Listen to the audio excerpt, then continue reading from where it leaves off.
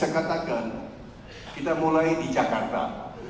Di Jakarta ternyata ada perusahaan daerah namanya Pasar Jaya. Pasar Jaya memiliki 153 pasar. Ini sebetulnya sudah ide lama, tapi ternyata kepala daerah yang lama banyak omong-omong, Pak Aman. Banyak no action talk only. Yang lama, Pak, yang lama ya. Bapak ngerti kan yang saya maksudnya.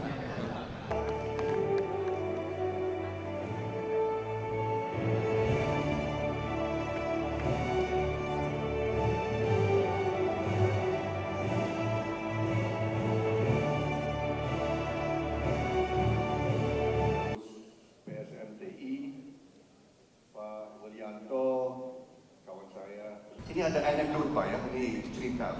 Saya sudah diproses 2 kali, Pak. Saya pernah ikut serta proses swadaya itu. Saya bersaksi tahun 84, 85. Saya seorang pengusaha sudah lama. Saya kira saya lebih tua dari banyak di sini ya. Mayoritas di sini itu bocah-bocil di sini, saya lihat. Termasuk Pak Amran. Saya bersaksi, Pak Menteri, tahun 85 Indonesia eksportir beras, antara lain ke negara-negara seperti Vietnam. Tahun 85 Indonesia membantu negara Vietnam dengan ratusan ribu ton beras. Tahun 85 itu 84, 86 Vietnam mau kembalikan pinjaman beras itu.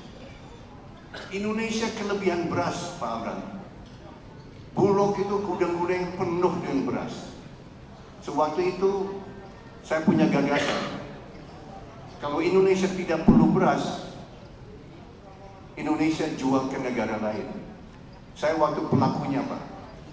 Saya jual beras Bulog ke negara tetangga namanya Filipina. Dan kita dibayar, dengan uang itu saya bayar ke Bulog, Pak, waktu itu. So waktu itu perdagangan internasional kita lakukan karena Indonesia eksportir beras, Pak. So nanti, kalau nanti Indonesia kelebihan beras, Pak, saya menawarkan jasa saya, Pak, untuk Bapak. Kita ekspor ke negara-negara lain, Pak. Banyak negara yang perlu beras, dan beras kita, Pak. Saya bisa ulangi pengalaman saya tahun 85-86, Pak. Saya berbangga waktu itu. Pengusaha Indonesia ikut perdagangan internasional. Kita jual beras Indonesia dari Vietnam, kita jual ke Filipina. Uang kita kembalikan, saya bayar kembali ke Pak Busnanil Arifin waktu itu, Pak. Itu pengalaman, Pak. Dan waktu terbatas yang diberikan Pak Widianto, saya mau sampaikan kepada para hadirin bahwa saya seperti Pak Amran, kami sangat optimis akan masa depan bangsa kita. Tadi Pak Amran sampaikan bonus demografi. Nah, di sini masalah yang kita hadapi karena banyak rakyat kita kurang makan dan kurang gizi saat ini. Dan ini membahayakan masa depan kita. Ini menjadi landasan program dari Pak Prabowo yang namanya makanan bergizi gratis. Ini bukan makan siang saja. Ini adalah makan pagi, saraman pagi, dan makan siang. Dan hal ini sudah saya bicarakan sama kakak saya.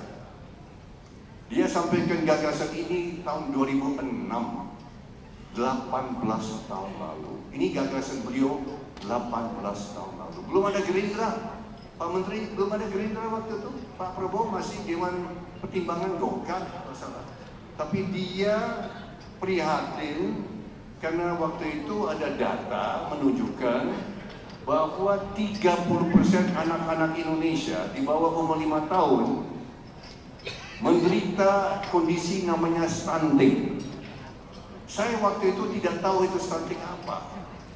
Yang mengajarkan saya, menjadi guru saya mengenai masalah gizi dan stunting itu kakak saya, Prabowo Subianto, tahun 2006. Dan waktu itu dia punya ide, kita harus memberikan makanan yang bermutu kepada anak-anak kita untuk menghindari malapetaka bangsa, yaitu anak-anak masuk ke angkatan kerja dengan IQ rendah, IQ 70-72. Anak-anak yang mengalami stunting, kalau sudah jadi dewasa, mereka punya IQ 70-72, ibu-ibu, bapak-bapak. Itu yang dijadi masalah bangsa. 1 juta orang, tapi mutunya ya kasihan. Mereka di nasib mereka, kalau kita tidak bantu, kita nolong, itu jadi begitu. Manusia dengan IQ rendah. Nah, ini yang Prabowo ingin memperbaiki. Jangan sampai ini terlanjur. Saat ini menurut Kementerian Kesehatan, kalau tidak salah ya Pak Menteri, 24% anak-anak Indonesia stunting. Sempat naik tahun 2014 jadi 38%. Sekarang sudah ada perbaikan, tapi masih ada masalah serius. 24%. Presiden terpilih yang baru ingin kita kurangi, kalau bisa sampai 0% stunting di Indonesia. Maka perlu peningkatan produksi pangan yang tadi kita sudah lihat tadi Pak Amran. Ya. Saya bisa bersaksi bahwa Pak Amran, Pak Menteri ini adalah paling disayangi Pak Prabowo Subianto saat ini. Paling disayangi. Dan akan lebih banyak disayangi nanti kalau kita jadi pengekspor pangan Pak Amran, saya bisa katakan. Luar biasa. Ini program luar biasa, kita dengan teknologi dan lain-lain luar biasa. Nah, ada beberapa secara singkat, secara ringkas saya mau sampaikan, karena saya lihat di sini ada banyak 80% ya pengusaha, ada juga anggota DPR, ya. Mungkin tanggal 1 ya akan dilantik bersama anak saya juga akan dilantik, insya Allah tanggal 1. Saya juga diundang, tapi disuruh duduk di luar, Pak. Nggak ada tempat untuk orang tua. Ya, nggak ada tempat orang tua di dalam. Pelantikan itu khusus untuk anggota DPR. Nah, ada beberapa program yang ingin dilaksanakan Pak Prabowo. Selain dari makanan gratis, ini di pangan itu nanti dilaksanakan Pak Menteri, Pak Amran. Ada suatu kementerian baru akan didirikan kembali, yaitu Kementerian Perumahan. Tadi saya lihat, saya ketemu dengan mantan Ketua Umum REI, kalau tidak salah ya. Salah satu program yang Pak Prabowo ingin jalankan, karena ini program sangat serius. Menurut pemerintah, saat ini ada hampir 11 juta keluarga menunggu rumah layak huni. Hampir 11, kalau tidak salah 10,7 juta. Itu menunggu, antrian Pak Menteri. Yang dilaksanakan sejak 10 tahun hanya 200.000 unit Pak Menteri. Ada setiap tahun 800.000, itu tumpuk terus sampai sekarang hampir 11 juta keluarga menunggu rumah layak huni. Di samping 10 juta itu, 11 juta itu, ada 27 juta rumah yang dianggap tidak layak huni. 27 juta. Berarti saat ini ada 37 juta keluarga yang menunggu atau memang pakai rumah tidak layak huni. Nah, kalau tidak layak huni berarti tidak sehat, karena tidak ada akses air bersih, tidak ada akses listrik yang cukup, banyak yang pakai lantai-lantai berupa tanah, itu banyak cacing-cacing. Ini bisa berakibat kepada anak-anak dengan stunting, karena stunting bukan hanya masalah gizi, tapi masalah lingkungan juga.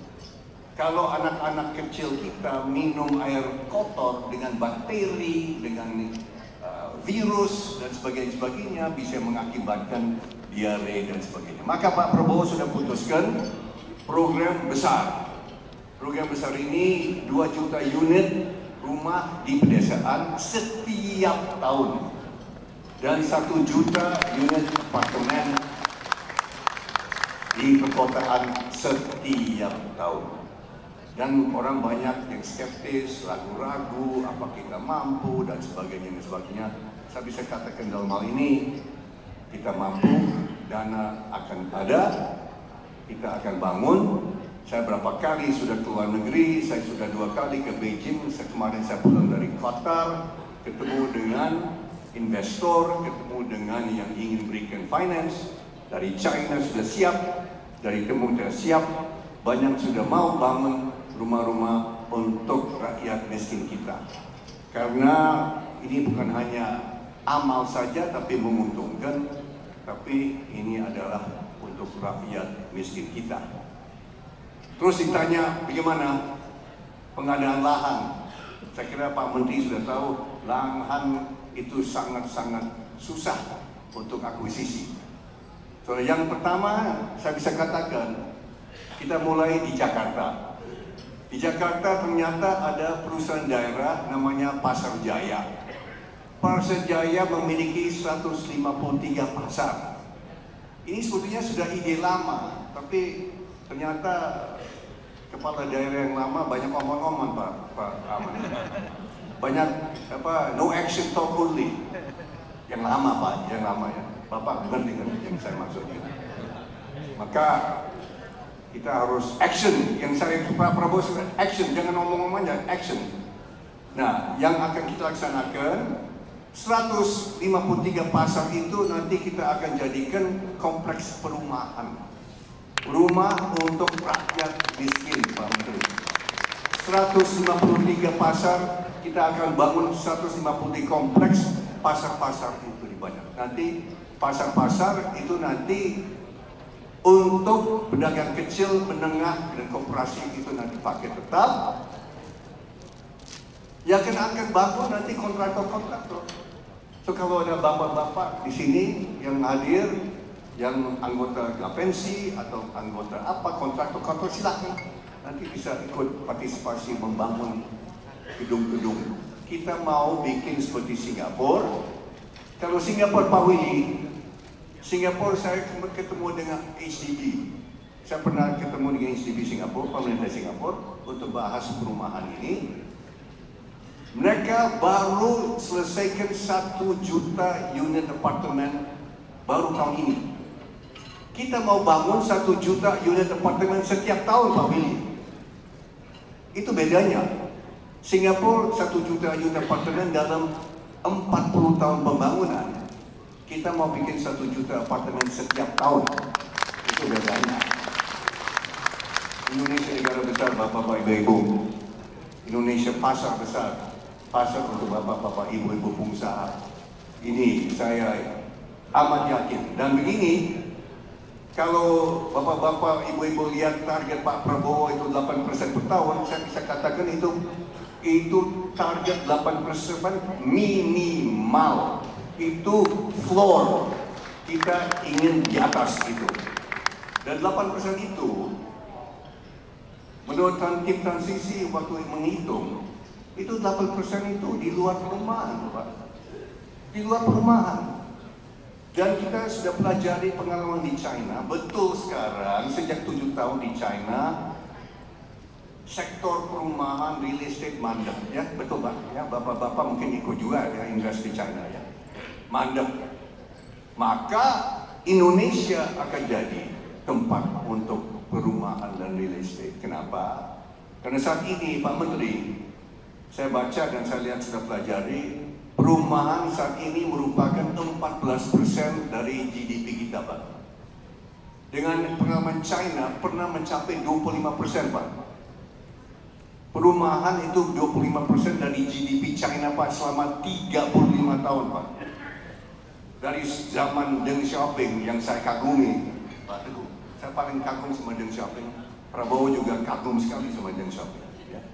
Dan di tahun 82 dia mulai, ya 82-83 mulai di Shenzhen dan di tempat-tempat lain sampai 2017 pemerintah China 25% itu dari perumahan dan konstruksi. Indonesia sekarang 14% Pak Menteri.